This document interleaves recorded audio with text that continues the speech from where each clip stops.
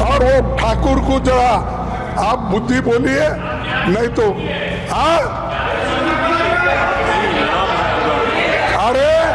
अरे अनुराग ठाकुर भाई, हम ट्रेनों में पढ़ते, हम ट्रेनों में चलते हैं, ट्रेनों में नमाज पढ़ते हैं, फ्लाइट्स में नमाज पढ़ते हैं, तो नमाज पढ़ ले तो क्या ट्रेन हमारी हो गई, क्या फ्लाइट हमारी हो गई? एक गलतफहमी फैला रहे हैं। इस तरह के माहौल में आपके बिल का कंटेंट और आपके बिल का इंटेंट दोनों सवालिया निशान खड़े करता है।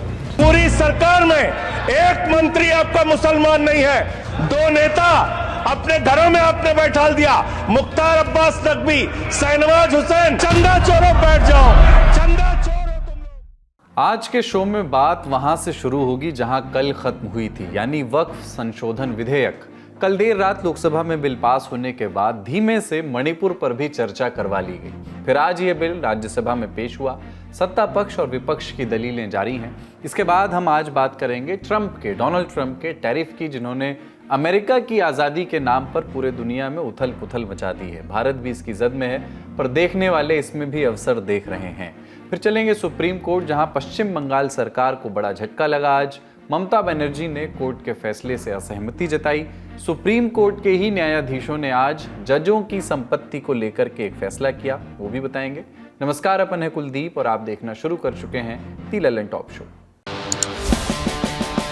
Brought to you by American Pistachios and Sensodyne K.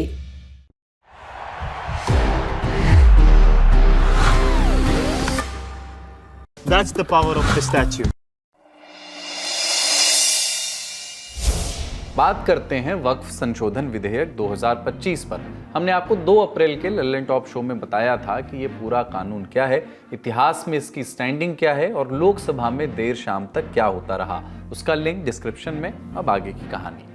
2 अप्रैल को लोकसभा में इस बिल पर चर्चा 8 बजे तक होनी थी। उसके बाद वोटिंग होनी थी, लेकिन चर्चा थोड़ी लंबी खिंच गई। सत्ता पक्ष और विपक्ष के सांसदों ने बयान पर बयान दिए, लिहाजा कार्यवाही को विस्तार दिया गया और फिर रात 1:30 पर शुरू हुई बिल पर वोटिंग।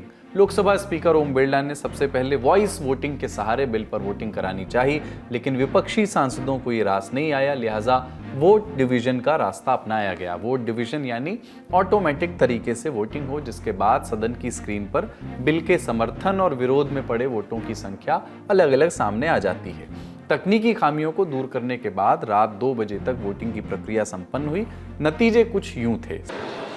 माननीय सदस्यगण, शुद्धि के अद्यतन मत विभाजन का परिणाम इस प्रकार है। पक्ष में 288, विपक्ष में 232। प्रस्ताव स्वीकृत हुआ और विधेयक यथा संशोधित पारित हुआ। और इसके साथ ये बिल लोकसभा में पास हो गया। बिल पास होने के बाद सांसदों के सुझाए संशोधनों पर वोटिंग शुरू हुई और जो होना था वही हुआ। विपक्षी सांसदों के सुझाए संशोधन वॉइस वोट से, ध्वनि मत से गिर गए, जबकि सत्ता पक्ष के संशोधन पास हो गए।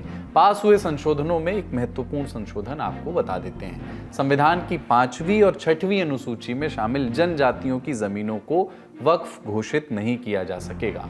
सरकार का दावा कि इससे बंगाल और झारखंड के ट्राइबल इलाकों में आदिवासियों के अधिकारों की रक्षा हो सकेगी और उनकी जमीनों का अतिक्रमण होने से बचाया जा सकेगा। वोटिंग वगैरह खत्म हो गई, ये संशोधन स्वीकार हुआ। अब सदन में बैठे सांसदों को दिन की कार्यवाही के स्थगित होने का इंतजार था। शायद लगा होगा कि अब 3 अप्रैल को राज्यसभा में भी मोर्चा संभालना है, क्योंकि आज का काम तो पूरा हो ही गया। उनका ऐसा सोचना वाजिब भी था, क्योंकि 14 घंटों से वो इस कार्यवाही में शामिल थे और उनके चेहरों पर थकान दिखने भी लगी थी। लेकिन इसी समय नरेंद्र मोदी सरकार में संसदीय कार्य मंत्री और अल्पसंख्यक कार्य मंत्री किरण रिजिजू ने कुछ ऐसा किया जिससे सदस्यगण चौंक गए, जिसके लिए सदस्यगण शायद तैयार नहीं थे। केंद्रीय मंत्री ने स्पीकर से आग्रह किया कि लिस्ट ऑफ बिजनेस से अगला आइटम उठाएं। स्पीकर ने ऐलान किया, मणिपुर में राष्ट्रपति शासन पर चर्चा होगी। विपक्ष ने विरोध किया, लेकिन स्पीकर ने चर्चा जारी रखी। कांग्रेस सांसद शशि थरूर से आग्रह किया कि डिस्कशन की शुरुआत करें, लेकिन थरूर ने कहा कि वो चर्चा में हिस्सा लेना चाहते हैं, लेकिन क्या ये चर्चा अगले दिन सुबह नहीं हो सकती। स्पीकर का इनकार। फिर कांग्रेस सांसद ने कहा कि मणिपुर में राष्ट्रपति शासन तभी लाया गया जब भाजपा को लगा कि सूबे में एन बीरेन सिंह की सरकार गिरने वाली है। Now, sir, this is a very serious moment in our own country's history and in the history of Manipur. Decision-making power has been shifted from locally elected representatives to the central government and the governor appointed by the central government. And that is a very onerous responsibility at a time when sadly our own Prime Minister has not gone to listen to the pain and trauma of the suffering people. Even the Supreme Court has sent a delegation 2 weeks ago. They have visited, they have seen the conditions of the people there, and we would urge that this omission be rectified as soon as possible. In addition to that, sir, we really have to look at what President's rule means in practice for the people of Manipur. इसके अलावा विपक्षी सांसदों ने शांति स्थापित करने के प्रयासों की सराहना तो की, लेकिन साथ ही ये भी कहा कि ये बहुत पहले ही हो जाना चाहिए था। कुछ सांसदों ने कहा कि मणिपुर में शांति स्थापना राष्ट्रपति शासन नहीं बल्कि चुनी हुई सरकार द्वारा की जानी चाहिए थी। मणिपुर पर चर्चा का जवाब दिया गृह मंत्री अमित शाह ने। उन्होंने कहा कि मणिपुर में मैतेई और कुकी समुदाय में हो रही हिंसा की वजह वहां के हाई कोर्ट का आदेश रहा है। साथ ही गृह मंत्री ने इल्जाम लगाया कि कांग्रेस पार्टी जब केंद्र में रही है तब मणिपुर में ज्यादा हिंसा हुई है। मणिपुर में 1993 में जातीय हिंसा हुई, नागा कुकी संघर्ष हुआ, 93 से 98 तक 5 साल तक चला, 750 मौतें हुई और मान्यवर इसके अंदर छूट-फूट घटनाएं 1 दशक तक चलती रही। मैं ये नहीं कहता कि 1 दशक तक चली थी हमारा कम हुआ है, हम तो ऐसा मानते हैं हमारे समय में जरा भी नहीं होना चाहिए था, मगर एक दुर्भाग्यपूर्ण फैसला आया और इसके कारण हिंसा बढ़ी। इसको तत्काल कंट्रोल कर दिया गया। जो 260 मौतें हुई है मान्यवर, इसमें से 80% पहले 1 महीने के अंदर ही हुई, 80%। बाकी सारी मौतें बाकी महीनों में होती गई। 41 मिनट तक संसद में चर्चा हुई और फिर ध्वनि मत से राष्ट्रपति शासन का रेजोल्यूशन भी पास हो गया। सारे सांसद अपने अपने घर उसके बाद निन्नी करने चले गए। 3 अप्रैल का दिन शुरू हुआ। तय हुआ कि दोपहर 1 बजे राज्यसभा में वक्फ संशोधन विधेयक चर्चा और वोटिंग के लिए टेबल किया जाएगा। यहां पास होगा तो विधेयक के कानून में बदलने का रास्ता साफ हो जाएगा। लेकिन बिल टेबल होने के पहले ही बहस शुरू हो चुकी थी। कांग्रेस की पार्लियामेंट्री पार्टी की बैठक हुई, जिसमें सांसद सोनिया गांधी ने आरोप लगाए कि केंद्र सरकार ने वक्फ संशोधन बिल लोकसभा में जबरन पारित करवाया है। राज्यसभा में नेता विपक्ष मल्लिकार्जुन खड़गे बोल रहे थे। वो 2 अप्रैल को की गई भाजपा सांसद अनुराग ठाकुर की टिप्पणी पर नाराजगी जता रहे थे। दरअसल वक्फ बिल पर लोकसभा में बहस के दौरान अनुराग ठाकुर ने कहा था कि खड़गे ने कर्नाटक में वक्फ की जमीन हड़पी है। आज खड़गे ने उसका जवाब दिया, कहा कि अगर अनुराग ठाकुर अपने आरोपों को साबित नहीं कर सकते तो उन्हें संसद से इस्तीफा दे देना चाहिए, और अगर वो साबित कर देंगे तो मैं इस्तीफा दे दूंगा। अगर मेरे जीवन में असेंबली में कोई मुझे उंगली उठा के नहीं बोला देवेगौड़ा जी यहाँ है, अगर एक बार कोई किसी ने बोला तो पूरा हाउस उठ के मेरे इसके लिए वो अपॉलॉजी मांगी, चीफ मिनिस्टर आके मेरे बाजू में बैठ के अपॉलॉजी मांगे। ऐसा आदमी मैं हूं, और मेरे लिए अगर ये बीजेपी के लोग डरा कर मुझे झुकाना चाहते हैं, मैं कभी नहीं झुकूंगा। मैं टूट जाऊंगा लेकिन झुकूंगा नहीं, ये याद रखो।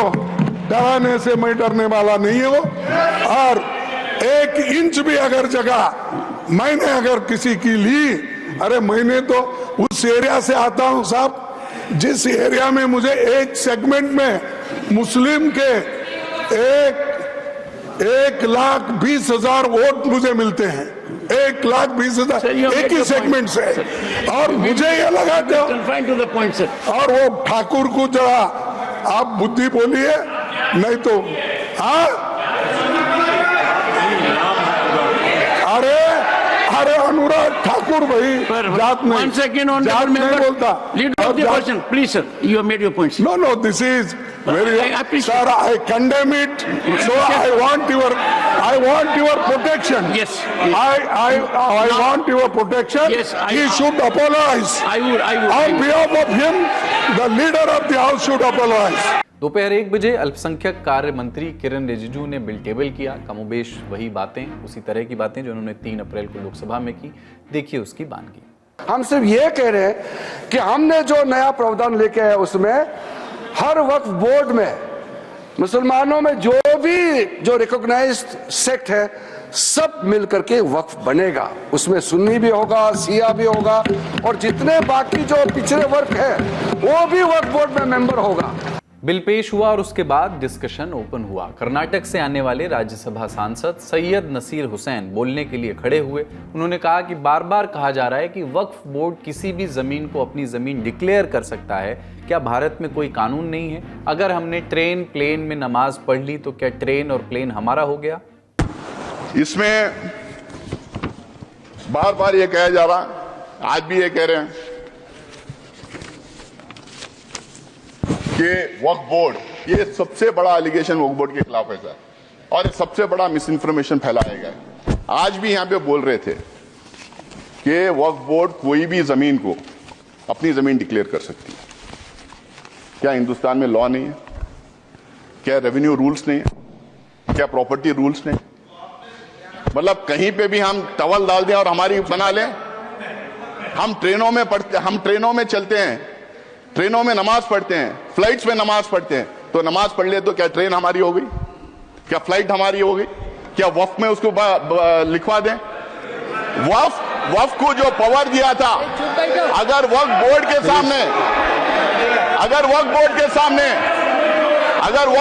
सामने कोई कंप्लेंट आता है, वक्फ बोर्ड के सामने कोई कंप्लेंट आता है तो वक्फ बोर्ड उसकी तहकीकात करती है, उसकी इंक्वायरी करती है, उसके लिए सेट रूल्स हैं। शायद किरण रिजिजू को ये बात पता नहीं।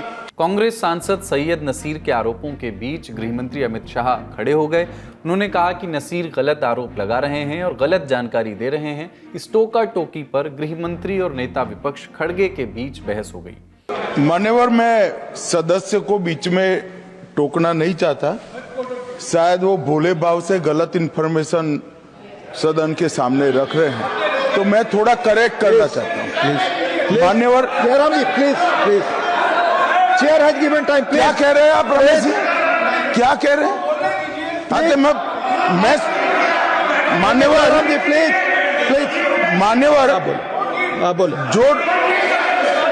जो डिस्प्यूट है वो इतना ही है कि अगर ट्रिब्यूनल के फैसले से कोई असंतुष्ट है तो ये भूमि का मामला है, इस पर सिविल सूट होना चाहिए। सिविल सूट में अधिकारों के बहुत वाइड रेंज होती है। इन्होंने इस पर अपील का प्रोविजन 2013 के कानून में रखा ही नहीं है, तो रीट के कार्य क्षेत्र में हाईकोर्ट के सामने जाता है। रीट का कार्य क्षेत्र बहुत संकरा होता है, तो जो ट्रिब्यूनल का फैसला होता है वो फाइनल होने के चांसेस 99% हो जाते हैं। जिनकी भूमि है इसका अधिकार जाता रहता है। मान्यवर, एक गलतफहमी फैला रहे हैं। प्लीज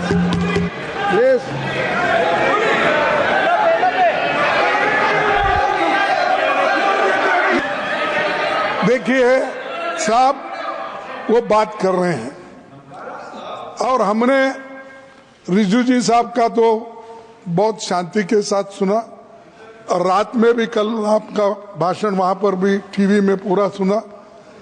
कम से कम वो जो उन्होंने तैयारी करके लाए हैं, उन्होंने भी पढ़ के आए, वो तो कोई ऐसे वैसे बात नहीं कर रहे। इसके ऊपर गंभीरता से अध्ययन करके वो आए हैं। उनका फ्लो बीच में चले जाता, विचार चले जाता।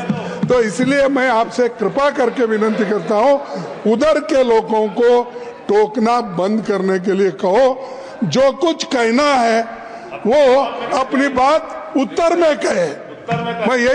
फिर नमूदार हुए उत्तर प्रदेश से आने वाले भाजपा सांसद राधा मोहन दास अग्रवाल। कहा कि प्रधानमंत्री मोदी गरीब मुसलमानों, अनाथ बच्चों, तलाकशुदा महिलाओं के साथ मजबूती से खड़े थे, इसलिए वे इस बिल को लेकर के आए। किसी शायर ने कहा है, तू इधर उधर की न बात कर, तू बता कि कारवां कहाँ लूटा।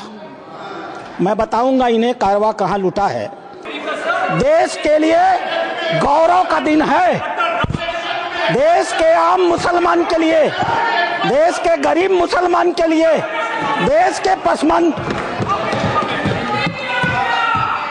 बीच में टोका टोकी नहीं होगी, तो दोनों के लिए होना चाहिए। फिर तो please please please Nasir ji please please, झूठ बकवास सब उपसभापति महोदय नहीं जा रहा, आप रिकॉर्ड पे नहीं जा रहा, बैठ जाइए। उपसभापति महोदय, आज का दिन गरीब मुसलमानों के लिए, पसमानदा मुसलमानों के लिए, तलाकशुदा महिला बहनों के लिए, विधवा महिला बहनों के लिए, अनाथ बच्चों के लिए आज ऐतिहासिक दिन है।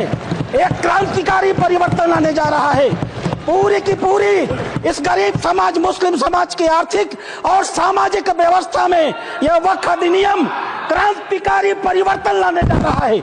मैं आभारी हूं माननीय मोदी जी का, जिन्होंने इस महान विधेयक को इस सदन में लाने का काम किया। कुछ वक्त बीता, आम आदमी पार्टी के सांसद संजय सिंह खड़े हुए, कहा कि मोदी सरकार खुद को मुसलमानों का हितैषी बोलती है, लेकिन उन्होंने मुख्तार अब्बास नकवी और शाहनवाज हुसैन की राजनीति खत्म कर दी। बड़ी बड़ी बातें कर रहे हैं। ये सरकार कह रही है कि ये कानून हम मुसलमानों के भले के लिए आ रहे हैं। जब मैं आपसे सुनता हूं तो मुझे लगता है कपिल शर्मा कॉमेडी सर्कस में बोल रहा है। आप मुसलमानों का भला कर रहे हैं, आप मुसलमानों का भला कर रहे हैं।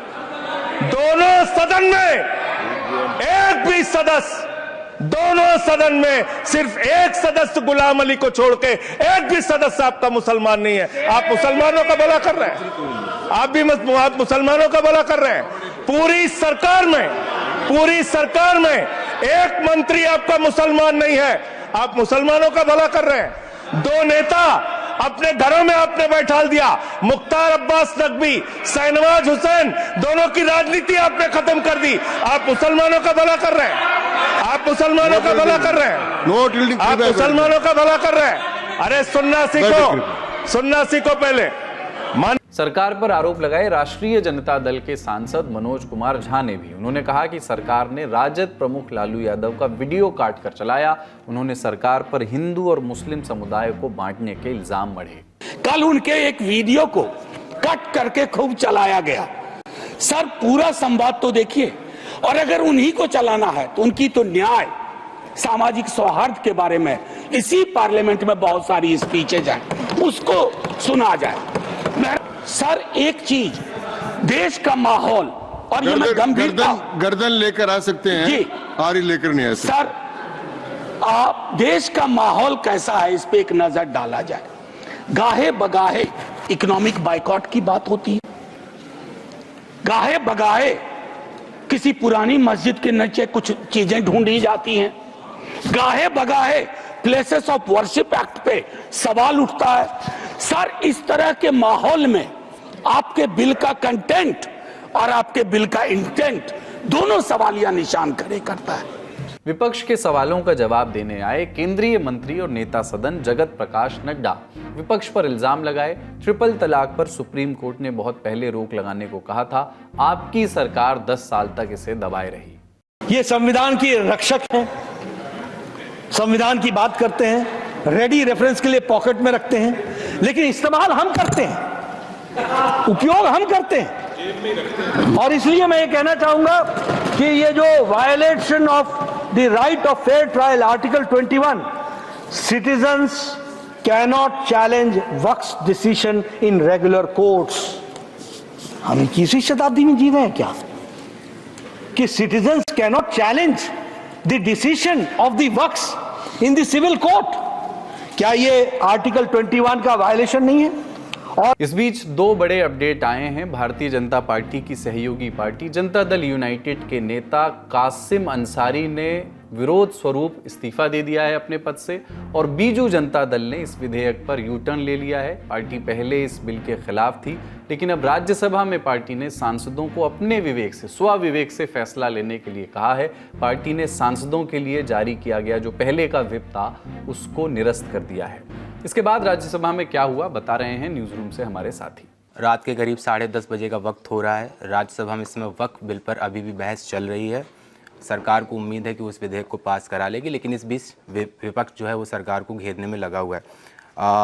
जो अपडेट्स हम आपको बता रहे हैं उसमें राज्यसभा में नेता प्रतिपक्ष मल्लिकार्जुन खड़गे उन्होंने बोला कि ये जो विधेयक है वो अल्पसंख्यकों के अधिकार को छीनने वाला है। उन्होंने कुछ सवाल उठाए, ये बोला कि क्या तिरुपति मंदिर ट्रस्ट और राम मंदिर ट्रस्ट में गैर हिंदुओं को शामिल किया जा सकता है। उन्होंने ये बोला कि इन ट्रस्ट में तो दलित भी शामिल नहीं है। उसके बाद उससे पहले मतलब अगर हम बात करें तो जेएमएम के सांसद हैं डॉक्टर सरफराज अहमद, उन्होंने बोला कि बीजेपी के लोग, बीजेपी की सरकारें मुसलमानों की संपत्तियों पर बुलडोजर चलाती हैं। इस विधेयक से मुसलमानों का भला नहीं होना है, मुसलमानों का भला उनकी बेहतर शिक्षा और उनकी नौकरी से हो सकता है। सीपीएम के एक बहुत ही फेमस राज्यसभा सांसद हैं जॉन ब्रिटास, उन्होंने बोला कि बीजेपी के लोग मुसलमानों को वक्फ बोर्ड से हटाना चाहते हैं और ये भी कहा कि ये लोग हिंदू भगवानों से भी मुसलमानों को दूर करना चाहते हैं। कुछ ऐसी ही बात टीएमसी के राज्यसभा सांसद मोहम्मद नदीमुल हसन ने कही। उन्होंने बोला कि ये बिल इस्लामिक संस्कृति पर हमला है, उसे तहस नहस करने वाला है। इमरान प्रतापगढ़ी कांग्रेस के एक बहुत ही मशहूर सांसद, वो ये बोले हैं कि उन्होंने भी ऑलमोस्ट सेम बात कही है कि ये विधेयक मुसलमानों और वक्फ बोर्ड्स को अलग अलग करने की साजिश है। बीजेपी मुसलमानों से नफरत कर रही है और वो उनकी नफरत में अंधी हो चुकी है। इसी तरह से केरल की एक पार्टी है IUML, उसके सांसद हारिस बीरान ने कहा कि सरकार देश के अलग अलग समुदायों को लड़ाने का काम कर रही है। चर्चा अभी भी चल रही है। जैसा कि हमने बताया कि एनडीए के पास पर्याप्त नंबर हैं, सरकार को उम्मीद है कि इस विधेयक को पास करा लेगी क्योंकि लोकसभा में ये पारित हो चुका है। आज अगर राज्यसभा में पारित हो जाता है तो ये संसद से पारित माना जाएगा इस कानून को। राष्ट्रपति के बस इसमें हस्ताक्षर चाहिए होंगे फिर से। संसद की बहस को और डिटेल में समझने के लिए आप हमारे आज के संसद में आज शो को देख सकते हैं, लिंक आपको डिस्क्रिप्शन बॉक्स में मिल जाएगा। ये खबर यहीं तक, अब बढ़ते हैं अगली खबर की ओर। SLS और पैराबेन गॉन तो उसका करंट ऑन, व्हाट देन? इसके पोटेशियम आयंस करें ट्यूब का करंट गॉन, लाइव का करंट ऑन। ये इश्क नहीं आसान, इतना ही समझ लीजिए, एक आग का दरिया है और डूब के जाना है। जिगर मुरादाबादी का शेर है। शेर आपने सुना, अब एक बयान भी सुन लीजिए। India, very, very tough, very, very tough. The Prime Minister just left, and he's a great friend of mine, but I said, you're a friend of mine, but you're not treating us right. They charge us 52%. You have to understand, we charge them almost nothing. India बहुत tough देश है। प्रधानमंत्री नरेंद्र मोदी मेरे बड़े अच्छे दोस्त हैं, लेकिन हमारे साथ अच्छा व्यवहार नहीं कर रहे हैं। उन्होंने हमारे ऊपर 52% टैरिफ लगाया हुआ है, हम तो उनसे कुछ भी चार्ज नहीं करते। अमेरिकी राष्ट्रपति डोनाल्ड ट्रंप ने 2 अप्रैल के दिन बहुत सारे देशों पर टैरिफ लगाने की घोषणा की। इसकी जद में भारत भी है। राष्ट्रपति की कुर्सी पर दोबारा बैठने के बाद से ट्रंप लगातार इस तरह की बातें कर रहे हैं। ये तक कह दिया था कि टैरिफ के मामले में उन्होंने भारत को एक्सपोज कर दिया। इस बीच प्रधानमंत्री मोदी का अमेरिका का दौरा भी हुआ। दोनों देशों के बीच ट्रेड के अलग अलग पहलुओं पर बातें भी हुई, लेकिन अंत में टैरिफ की घोषणा हो ही गई। अन्य देशों की तरह भारत पर भी टैरिफ 2 फेज में, 2 चरणों में लगेगा। 5 अप्रैल को 10% वाला बेसलाइन टैरिफ और 9 अप्रैल को 16% वाला रेसिप्रोकल टैरिफ। बेसलाइन टैरिफ व्यापार के सामान्य नियमों के तहत आयात पर लगाया जाता है, जबकि रेसिप्रोकल टैरिफ किसी अन्य देश के टैरिफ के जवाब में। इस टैरिफ से भारत पर असर क्या पड़ेगा, ये मुख्य सवाल है। अमेरिका के साथ उसके व्यापार में क्या बदलाव आएगा, भारत सरकार इस पर क्या कह रही है, इन सारे मसलों पर एक्सपर्ट्स के कमेंट्स हम लेंगे, इनके बारे में आपको आगे बताएंगे। लेकिन उसके पहले हम ये जानते हैं कि टैरिफ है क्या और ट्रंप ऐसा कर क्यों रहे हैं। टैरिफ एक तरह का टैक्स है जो कोई भी देश विदेश से आने वाले, अपने यहाँ आने वाले सामान पर लगाता है। ये टैक्स आयात करने वाली कंपनी पर लगता है। जब कोई देश किसी देश पर टैरिफ बढ़ाता है तो इसका मतलब है कि वो अपने देश की कंपनियों को दूसरे देशों की प्रतिद्वंदी कंपनियों पर अपर हैंड देना चाहता है, क्योंकि टैरिफ बढ़ने से दूसरे देशों की कंपनियों के सामान महंगे हो जाते हैं। इस टैरिफ से सरकार की इनकम भी होती है। हालांकि कई बार घरेलू कंपनियों के सामान लोगों को महंगे दाम पर खरीदने पड़ते हैं। यहीं पर बात आती है रेसिप्रोकल टैरिफ की, यानी जैसे को तैसा वाला टैक्स। मतलब अगर कोई देश अमेरिका के भेजे सामान पर मान लीजिए X% टैक्स लगाता है, तो अमेरिका भी जवाब में उस देश के भेजे सामान पर X% टैक्स ही लगाएगा, न ज़्यादा न कम। तो इसे कहेंगे रेसिप्रोकल टैरिफ। अब बात की डोनाल्ड ट्रंप ऐसा कर क्यों रहे हैं। टैरिफ के ऐलान के साथ ट्रंप ने इसके पीछे का मकसद भी जाहिर किया। मैन्युफैक्चरिंग को अमेरिका में वापस लेकर के आना, अनफेयर ट्रेड पॉलिसी का जवाब देना, अमेरिका का टैक्स रेवेन्यू बढ़ाना, माइग्रेशन और ड्रग ट्रैफिकिंग को रोकना। लेकिन ट्रंप की इन बातों को जस का तस नहीं माना जा सकता, इसमें कुछ पेच भी है। इसको समझने के लिए चलते हैं दुनिया के जाने माने अर्थशास्त्री माइकल रॉबर्ट्स के एक लेख की तरफ। 40 साल से वो अर्थशास्त्र की दुनिया में सक्रिय हैं। 2008 की आर्थिक मंदी से लेकर आर्थिकी के तमाम ज़रूरी विषयों पर उन्होंने किताबें लिखी हैं। रॉबर्ट्स लिखते हैं committee for abolition of illegitimate debt के लिए कि ट्रंप अमेरिका को एक बड़ी सी कंपनी की तरह देखते हैं और ख़ुद को इसका सीईओ मानते हैं। उनका एक ही मकसद है अपनी कंपनी के प्रॉफिट को मैक्सिमाइज करना। किसी भी बड़ी कंपनी के मालिक की तरह ट्रंप नहीं चाहते कि दूसरी कंपनियां उनकी कंपनी की कीमत पर प्रॉफिट कमाएं। ऐसे में वो दूसरी कंपनियों जैसे कि यूरोप, कनाडा और चीन के लिए लागत बढ़ाना चाहते हैं। ऐसा टैरिफ के जरिए ही किया जा सकता है। दूसरे कम पावरफुल देशों को ट्रंप ज़्यादा से ज़्यादा अमेरिकी सामानों को खरीदने के लिए मजबूर कर रहे हैं। साथ ही साथ वो फॉसिल फ्यूल, आर्टिफिशियल इंटेलिजेंस और रियल एस्टेट जैसे प्रॉफिट मेकिंग सेक्टर्स में भी इन्वेस्ट करना चाहते हैं। इसके लिए ग्रीनलैंड, पनामा और गजा पर वो नज़र गड़ाए हुए हैं। ट्रंप के टैरिफ ऐलान के बाद भारत की भी प्रतिक्रिया आई है। भारत के वाणिज्य मंत्रालय ने बातचीत पर जोर दिया है। कहा है कि अभी इस टैरिफ के प्रभाव का आकलन किया जा रहा है। ये भी कि इस टैरिफ का असर कुछ क्षेत्रों पर होगा, लेकिन भारतीय इकॉनमी इसे झेल सकती है। ये जानकारी भी सामने आई कि भारत को कुछ छूट भी मिल सकती है अगर वो अमेरिकी चिंताओं को दूर करता है तो। भारत इस दिशा में भी विचार कर रहा है। अब बात करते हैं कि भारत पर इसका असर अभी क्या पड़ सकता है। वित्त वर्ष 2023-24 में अमेरिका के साथ भारत का व्यापार 118.29 अरब डॉलर्स का रहा। अभी के कन्वर्जन रेट के हिसाब से लगभग 10 लाख करोड़ रुपए। भारत को इस ट्रेड में लगभग 3 लाख करोड़ रुपए का फायदा हुआ। ये आंकड़े वाणिज्य मंत्रालय के तहत आने वाले संगठन इंडिया ब्रांड इक्विटी फाउंडेशन ने दिए हैं। अब बात करते हैं कि दोनों देश एक दूसरे से क्या क्या खरीदते हैं। अमेरिका भारत से textile, heavy machinery, pharma product, आभूषण और कीमती धातु मंगवाता है। इसके बदले भारत आईटी प्रोडक्ट जैसे कि फ़ोन, लैपटॉप, टैबलेट और accessory, aircraft, automobile, medical equipment और कृषि प्रोडक्ट्स अमेरिका से मंगवाता है। अमेरिका की अमेजॉन, गूगल, वॉलमार्ट और माइक्रोसॉफ्ट ने भारत में निवेश किया हुआ है। वहीं भारत की इन्फोसिस, विप्रो, टाटा जैसी आईटी कंपनियों ने यूएस में अपना जाल फैलाया हुआ है। निवेश और गुड्स से अलग सेवाओं की बात करें तो भारत की ट्रेंड लेबर फोर्स अमेरिका में काम करती है। वहीं अलग अलग एरिया में शोध करने वाली अमेरिका की वर्क फोर्स भारत में भी अलग अलग जगहों पर रिसर्च और ट्रेनिंग कर रही है। टैरिफ से क्या इन सभी पहलुओं पर असर पड़ेगा? एक्सपर्ट को सुनिए। तो असर तो पड़ेगा। ये टैरिफ जो हिंदुस्तान के ऊपर लागू किए हैं ट्रंप ने आज सुबह से, इस पे असर पड़ेगा और ये कुछ सेक्टर्स हैं जिस पे ज्यादा असर पड़ेगा। और इसका मतलब ये है कि अगर प्रोड्यूसर्स जो हैं, जो हमारे यहाँ से जो हिंदुस्तान से निर्यात करते हैं, अगर वो थोड़ा सा अब्जॉर्ब कर लें तो असर कम होगा डिमांड पे।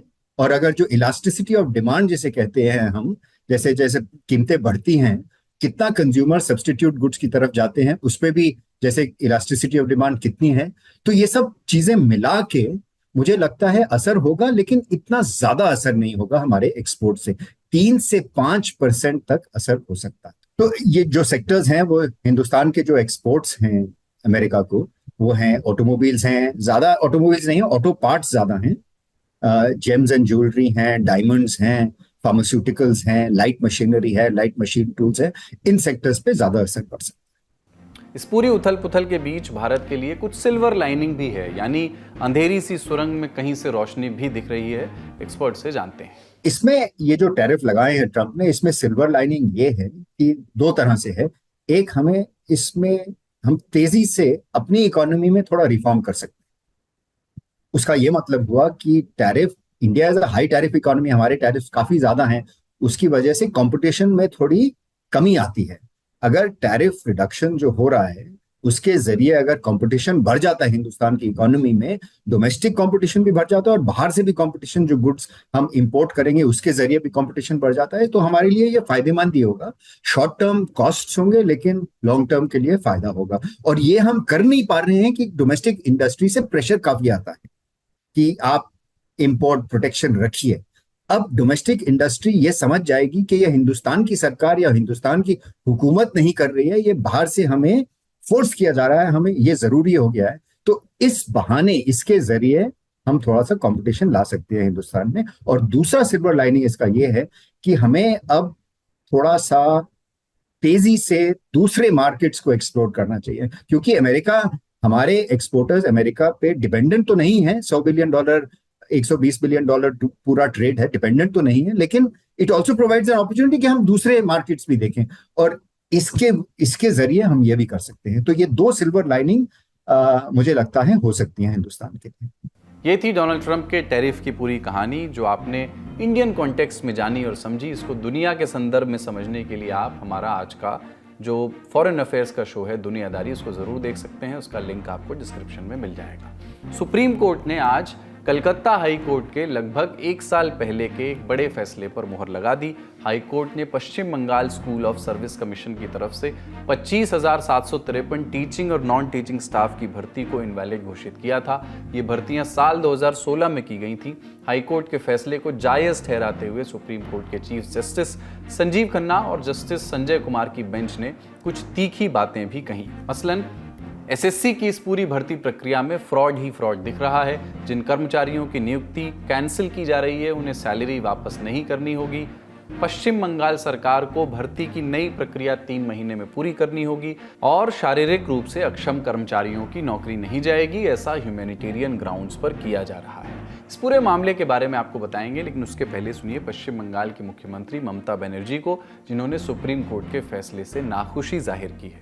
এবং 2 হচ্ছে আগের চিফ জাস্টিস এটাকে স্টে করে দিয়েছিলেন সুপ্রিম কোর্টেরই। The then chief justice mister Chandrachud stayed the high court verdict. তো আর একজন সুপ্রিম কোর্টের সিজে কি তার কাছ থেকে আমরা এইটুকু মানবিকতা আশা করতে পারি না যে একটা সুযোগ দেওয়া, আত্মরক্ষার সুযোগ দেওয়া? আমি দেখেছি ল কখনো বদলায় না। একটা জাজমেন্ট আর একটা জাজমেন্টের সাথে কন্ট্রাডিকশন হয় না, এটা আমরা শিখেছি। কিন্তু এখানে তো দেখলাম একজন বিচারপতি চিফ জাস্টিস জাজমেন্ট দিয়ে গেলেন। আমিও এখন যে চিফ জাস্টিস তাকে ক্রিটিসাইজ করছি না, কিন্তু আমি ল সম্বন্ধে বলছি, জাজমেন্ট সম্বন্ধে বলছি। ওয়ান চিফ জাস্টিস ডেড, আদার চিফ জাস্টিস ক্যান্সেলড। এটার মিনিংটা আপনারা খুঁজে নেবেন, আমি নয়। अपने फैसले में सुप्रीम कोर्ट ने यह भी कहा कि इस प्रक्रिया के दौरान जिन लोगों की भर्ती बिना किसी फ्रॉड के हुई उनको भी खामियाजा भुगतना पड़ रहा है। ममता बनर्जी ने कोर्ट की इस टिप्पणी के बहाने जस्टिस यशवंत वर्मा केस का जिक्र किया और कहा कि कुछ लोगों की गलतियों की वजह से सबको सजा देना सही नहीं है। इस मामले में सुप्रीम कोर्ट 4 अप्रैल को भी सुनवाई करेगा। ये सुनवाई भी पश्चिम बंगाल सरकार की एक याचिका पर होगी। कलकत्ता हाई कोर्ट ने मामले की जांच सीबीआई को देने का निर्देश दिया है। ममता सरकार ने इसी के खिलाफ याचिका डाली है। अब जरा इस मामले के बारे में शुरू से जान लेते हैं। 22 अप्रैल 2024 की तारीख थी। कलकत्ता हाई कोर्ट ने इस भर्ती को रद्द कर दिया था। वजह बताई थी भ्रष्टाचार। पूरी की पूरी प्रक्रिया को अवैध बताया। 7-8 साल से काम कर रहे शिक्षक अचानक बेरोजगार हो गए। कोर्ट ने यह भी कहा कि इन 7-8 साल में शिक्षकों को जो सैलरी मिली है वो भी उन्हें 4 हफ्ते में ब्याज समेत वापस करनी होगी। जस्टिस देवांशु बसक और जस्टिस शब्बर रशीदी की बेंच ने यह फैसला सुनाया। पश्चिम बंगाल सरकार को 15 दिन के भीतर भर्ती की नई प्रक्रिया शुरू करने का आदेश दिया, लेकिन पश्चिम बंगाल सरकार सुप्रीम कोर्ट पहुंच गई। कहा कि पूरी की पूरी प्रक्रिया को अवैध घोषित करना गलत है। जो लोग वैलिड तरीकों से भर्ती हुए हैं कम से कम उन्हें तो छूट मिले। ये भी कहा कि अगर इतने सारे शिक्षकों की नियुक्ति रद्द कर दी जाएगी तो स्कूलों में पढ़ाने के लिए कोई बचेगा ही नहीं, क्राइसिस हो जाएगा। सुप्रीम कोर्ट ने राज्य सरकार की इन दलीलों को नहीं स्वीकारा। इस भर्ती प्रक्रिया का सारा खेल शुरू हुआ था 2014 में। इसकी टाइमलाइन पर एक नजर डालते हैं। 2014 में स्टेट लेवल सिलेक्शन टेस्ट यानी SLST का नोटिफिकेशन जारी हुआ। भर्ती शुरू हुई 2016 में आकर के। अपॉइंटमेंट लेटर बटे तो कुछ अभ्यर्थियों को लगा कि सब कुछ ठीक नहीं है। दिक्कत तब शुरू हुई जब मेरिट लिस्ट जारी करने की जगह हर अभ्यर्थी को उसका व्यक्तिगत स्कोर बता दिया गया। 2019 आते आते ये तमाम शिकायतें याचिकाओं की शक्ल लेने लगीं और पहुंची कलकत्ता हाई कोर्ट। भर्ती प्रक्रिया में 15 लाख रुपए तक की घूस देने के आरोप लगे। ये भी कहा गया कि बिना TET पास किए लोगों को टीचर बना दिया गया। 28 मार्च 2019 को कलकत्ता हाई कोर्ट ने पूरी मेरिट लिस्ट जारी करने का आदेश दिया, जिसका पालन SSC ने नहीं किया। अवमानना की बातें हुई और इसी बीच पूरा देश कोविड की जद में आ गया, मामला आया गया हो गया। मार्च 2021 में एक और याचिका लगी, तब जाकर के एसएससी ने कोर्ट को बताया कि मेरिट और वेटिंग लिस्ट जारी कर दी जाएंगी। 2021 में कोलकाता में अभ्यर्थियों ने धरना शुरू कर दिया, आरोप लगाया कि भर्तियों में मेरिट का पालन नहीं किया गया। धरने से बात नहीं बनी तो अभ्यर्थी एसएससी ऑफिस के बाहर पहुंचे, पुलिस से झड़प हुई। वहां धरना 1.5 साल तक चलता रहा। इस बीच हाईकोर्ट ने मेरिट और वेटिंग लिस्ट देखी और सवाल उठाए। कोर्ट में इंसान अली नाम के एक शख्स के मामले का उल्लेख हुआ। कोर्ट ने पूछा कि इंसान अली, जो कि सीरियल नंबर 144 पर थे, उनकी नियुक्ति की सिफारिश किस आधार पर की गई, जबकि इंसान अली से ज्यादा नंबर लाने वाले अभ्यर्थी भी थे जिन्हें नियुक्ति नहीं मिली। कोर्ट ने तब एसएससी से कहा था कि 1 दिन में जवाब दीजिए। अगले दिन एसएससी ने कोर्ट के सामने कहा कि सीरियल नंबर 144 इंसान अली के लिए अनुशंसा गलती से कर दी गई। ये सुनते ही कोर्ट ने कड़ी नाराजगी जताई थी। इंसान अली की नियुक्ति को रद्द कर दिया था और 3 महीने में पूरी तनख्वाह भी लौटाने को कहा था। यही नहीं, इंसान अली को यह भी अधिकार दिया था कि वो इस अवैध बहाली में नाम आने को लेकर के पश्चिम बंगाल सरकार पर मुकदमा ठोक सकते हैं।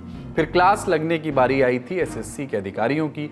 जब अधिकारियों से सवाल किया गया कि संबंधित अनुशंसाओं पर किसने दस्तखत किए, तब अधिकारियों का जवाब था कि मिलॉर्ड हमें नहीं मालूम, दस्तखत तो किसी ने प्रिंट किए।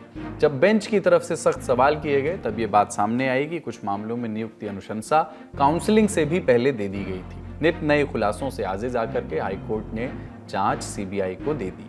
सीबीआई जांच शुरू हुई तो इसकी जद में आए ममता बनर्जी के विश्वास पात्र बताए जाने वाले पार्थ चैटर्जी, जो राज्य में शिक्षा मंत्री रहे थे। 22 जुलाई को इस मामले में एंट्री हुई। ईडी की एजेंसी दक्षिण कोलकाता में अभिनेत्री अर्पिता मुखर्जी के घर पहुंची, छापा मारा। 2000 और 500 के नोटों के बंडल निकले।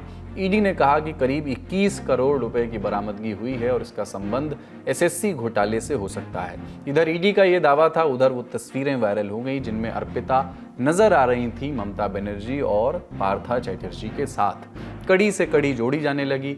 दूसरी तरफ पार्था चैटर्जी सूबे के तत्कालीन शिक्षा मंत्री परेश अधिकारी और west Bengal board of primary education के पूर्व अध्यक्ष मानिक भट्टाचार्य के यहाँ भी छापे पड़े। जब पार्थ शिक्षा मंत्री थे तब पीके बंदोपाध्याय उनके ओएसडी होते थे और सुकांत आचार्य निची सचिव, इन दोनों के यहाँ भी छापे पड़े। 23 जुलाई को पार्थ चैटर्जी गिरफ्तार हो गए। फिर ईडी ने पार्थ चैटर्जी और अन्य आरोपियों से जुड़े 7 ठिकानों पर छापे मारे। 5 अप्रैल को शांति प्रसाद सिन्हा को गिरफ्तार किया गया। सिन्हा 2016 में WBSSC के सलाहकार थे। इसके बाद हाईकोर्ट इस निष्कर्ष पर पहुंचा है कि नियुक्ति में गड़बड़ी तो हुई है और इसी वजह से नियुक्ति को रद्द कर दिया गया। बड़ी खबर यहीं तक, अब सुर्खियों की बारी। ये सुर्खी सुप्रीम कोर्ट से है। आपको ध्यान ही है कि दिल्ली हाई कोर्ट के पूर्व जज जस्टिस यशवंत वर्मा के घर से अग्निशमन में कैश के बंडल बरामद हुए थे। जांच वगैरह चल रही है, लेकिन न्यायपालिका में लोगों का भरोसा कमजोर ना हो, इसके लिए सुप्रीम कोर्ट के जजों ने अपनी संपत्ति के ब्यौरे चीफ जस्टिस ऑफ इंडिया को सौंपने का फैसला लिया है।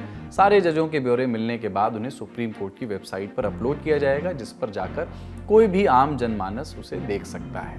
ये कवायद शुरू हुई 1 अप्रैल के दिन। इस दिन सुप्रीम कोर्ट के जजों की एक फुल बेंच मीटिंग हुई। दरअसल सुप्रीम कोर्ट में जजों की कुल स्ट्रेंथ है 34 जज, लेकिन एक पोस्ट खाली है, इसलिए कुल 33 जज हैं। ये सभी जज इस मीटिंग में मौजूद थे। यहीं पर इस फैसले पर सहमति बनी कि सुप्रीम कोर्ट जज अपनी संपत्तियों का ब्यौरा सीजीआई के सामने पेश करेंगे। दैनिक भास्कर की खबर ये कहती है कि इनमें से 30 जजों ने अपनी संपत्ति का घोषणा पत्र कोर्ट में दे दिया है, हालांकि उन्हें अभी सार्वजनिक नहीं किया गया है। ये पहली बार नहीं है जब जजों ने अपनी कमाई संपत्ति के ब्यौरे सार्वजनिक करने का फैसला लिया हो। सबसे पहले साल 1997 में तत्कालीन सीजीआई JS वर्मा के कार्यकाल में भी ऐसी मीटिंग हुई थी और संकल्प पास हुआ कि जज अपनी संपत्ति का लेखा जोखा पेश करेंगे।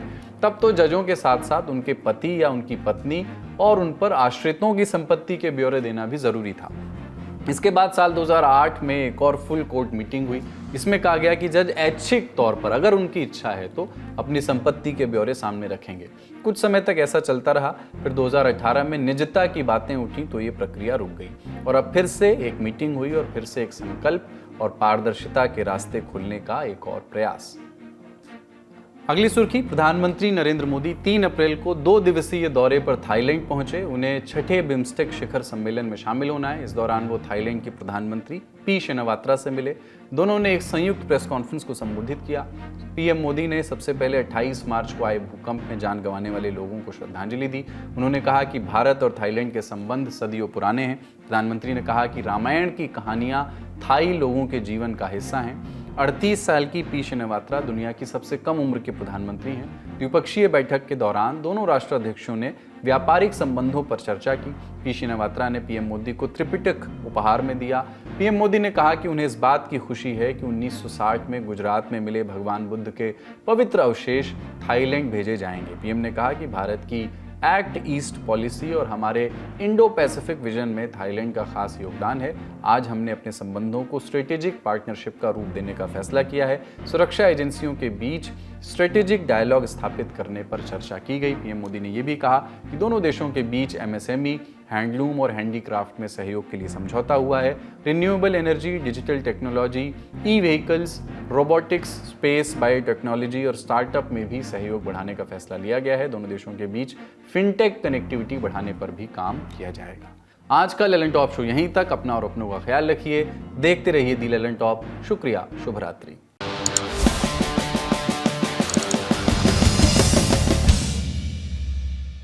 बिक्की जॉन प्यार का भूखा, काऊ के धन दौलत का नाव।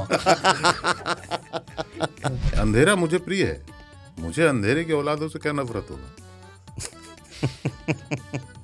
फिर अपनी आजा गुफाओं में आप मेरा फेवरेट गाना है बस। आजा गुफाओं में अभी ना एक एआई से बनेगा ताऊ जो एक अंधेरी गुफा के सामने खड़े हुए हैं और बोल रहे हैं आइए।